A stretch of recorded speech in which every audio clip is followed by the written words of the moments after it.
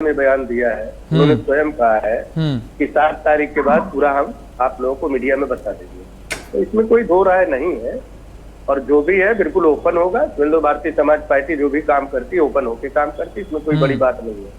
मंत्रालय में जब हम गठबंधन है तो मंत्रालय में हमें जाना है, जब भी विस्तार होगा वो स्वतः जो है हम एनडीए के गठबंधन में है, वो अमित शाह जी, मोदी जी और योगी जी के ऊपर निर्भर है।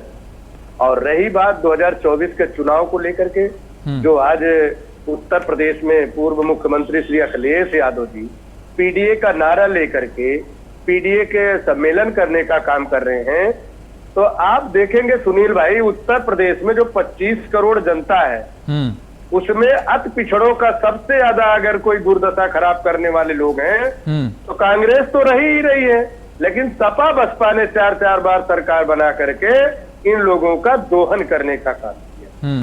जब इनको हक अधिकार अति पिछड़ों को देना था तो इन्होंने एमओआई का फैक्टर लेकर के चले, काम नहीं किया।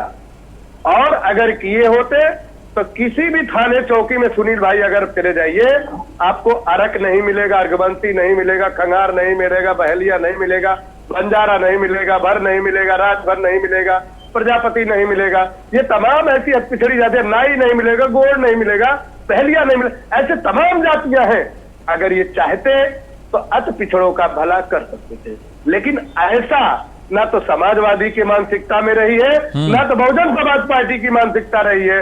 अगर आपने 4 बार सरकार सुनील भाई बनाए थे तो आप चाहते इनके लोगों को हक अधिकार दे करके चौकी, थाने में, डीएम, एसडीएम, न्यायालयों में, तहसीलों में, ब्लॉकों में इनको हिस्सेदारी दे करके इनके बेटी बेटा को आप सरकारी नौकरियों में लाभ दे करके इनके समाज का उत्थान करने का काम करते हैं, चाहे वो आर्थिक हो, चाहे वो राजनीतिक हो, चाहे वो शैक्षणिक हो। इन तीनों पे काम जब इनको करने की शक्ति थी तब इन्होंने किया नहीं।